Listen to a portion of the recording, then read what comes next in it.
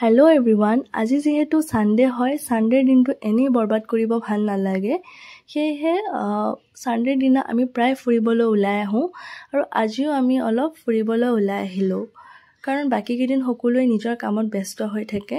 আজি বহুত বেছি গৰম আছিলে, সেইকাৰণে আমি ৰাস্তাতে ৰখি কুঁহিয়াৰৰ ৰস খালোঁ আৰু কুঁহিয়াৰৰ ৰস এনেও শৰীৰৰ কাৰণে বহুত হেল্ডি হয়।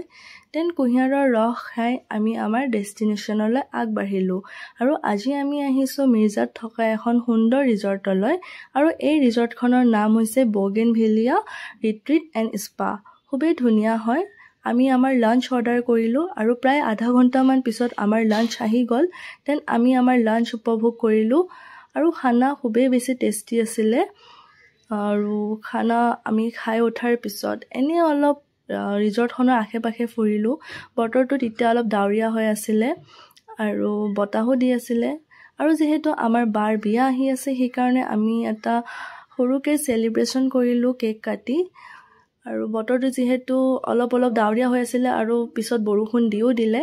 বৰষুণৰ পিছত কিন্তু বতৰটো খুবেই বেছি ঠাণ্ডা হৈ পৰিছিলে আৰু ধুনীয়া হৈ পৰিছিলে। দেন আমি ফটো উঠিলোঁ, ভিডিঅ' কৰিলোঁ আৰু আমি ঘৰলৈ উভতিলোঁ। আজিলৈ ইমানখিনিয়ে।